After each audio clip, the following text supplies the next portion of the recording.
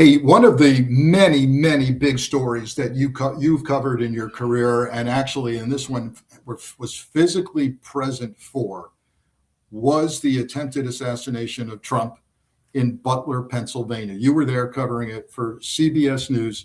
I've got a clip I'd like to play that puts you right there, and then let's talk about it on the other end. Adriana, it was a series of explosive sounds just about 5 minutes into the president's rally, the former president's rally here in Butler County, Pennsylvania. We saw the Secret Service rush the podium when the noises began, move President Trump, former President Trump, off the stage. And when he emerged, he appeared to have some blood somewhere near one of his ears. He raised his fist in defiance and moved with the Secret Service detail to some type of motorcade vehicle. And this rally has since ended. This was about 6:05 on the East Coast. The series of explosive noises shuddered through this crowd. So many of the thousands of people here went to the ground as law enforcement, what appeared to be some form of paramilitary or Secret Service detail, rushed to the left side of the stage behind former President Trump. They appeared to move someone or something out of the way. And now this crowd, this rally crowd, is departing. The former president has been moved off site. So first, kudos to keeping your cool and calm and reporting. Not a lot of people could do that as calmly as you did. What was that like, just being present for that? That was a horror for everybody involved.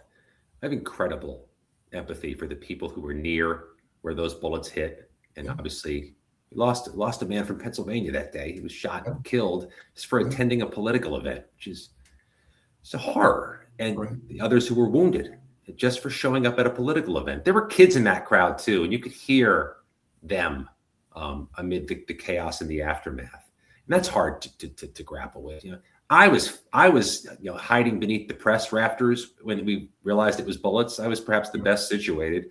At least there was a place for me to duck and cover. Others were just out there exposed and wondering if they were going to leave that day.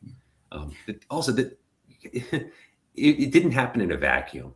You can't tell from what you saw there on television, but it was roughly 90, 95 degrees in the baking sun. There was no shade. Those people at that rally, us included, were there for 7-8 hours because you had to get in there early to get a seat, to get security screened, kind of exhausted before the president even took the stage. And there they are, ducking and hiding for their lives without knowing what happens next. And one thing you could have told me, if I had a little more experience in the field, bullets don't sound like bullets. And they sound like somebody set off some firecrackers. It's a cliche, but none of us immediately jumped down. We're like, what kind of idiot setting off firecrackers at a rally? Yeah. Then the security realized it was guns. The security with military training said, no, those are gunshots. Get down, get down. And it's really hard to think back to it because you see the victim's eyes, and that's just tough to stomach. So yeah, unless you've been exposed to lots and lots of different kinds of gunfire, you don't realize what's happening. We are all tuned into movies and TV shows, and we think it's supposed to sound massive.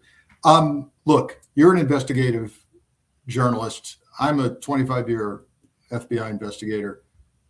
Are we done with questions about what happened in Butler, Pennsylvania?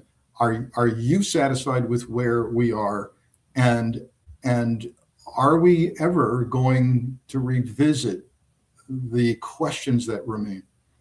I understand why people have questions because the shooter's dead and dead man can't tell you what was going on. So it's going to be always unsatisfactory because you can't get the why or the how. Did this kid get on top of a roof in a Secret Service perimeter where I had to show up 9 hours early and have my bag checked? How that happened and why he did it, we're never going to get a full answer to it. So it's going to be one of those nagging, chronic things. But I have faith in federal investigators. I have faith in the FBI and the Secret Service, who have no reason but to be thorough and judicious with their investigation.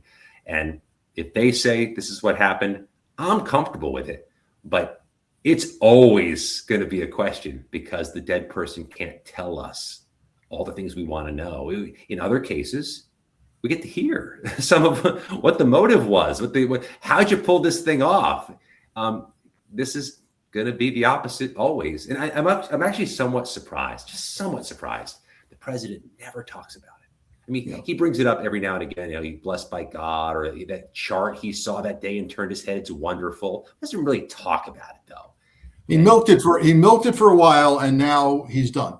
As you say, he's done talking about it. And I don't want to ascribe motive to that, but right. Dude, you're the only president of some people's lifetimes who was who was wounded by a would-be assassin. I hear a lot of dull stories that would be that don't need to be part of the conversation, where that one would be pretty compelling to hear more about. You mentioned your faith in the Bureau. I share that with regard to rank and file career agents. Yep. I don't know about what happens after they file their reports these days, though, Scott. And I will say this: I'll never forget Chris Wray, former FBI director, on the Hill testifying, and it slipped out of his mouth on this topic of Butler. It slipped out of his mouth that, I'm paraphrasing, but something like, it was probably a shot, but, could have been a ricochet or something like that. And he immediately had to retract that and come out with a statement I think within hours. The FBI came out with a statement saying, hey, no. Trump was shot. So even for those in the firearms world who know that round from that kind of gun doesn't just glance off the tip of your ear, even the logical statement of Ray, which is, I don't know, could have been a ricochet, could have been shrapnel, even that got him in deep, deep trouble. So at a minimum, I'm comfortable saying that the showman Trump milked it, and we're not going to see his so-called medical, his ER visit. We're not going to see any serious documentation of that, because I don't think there's any serious injury that happened there. What beyond that we're missing, I'm not sure. And I understand when the shooter is dead, why mysteries linger. There's no way to avoid it.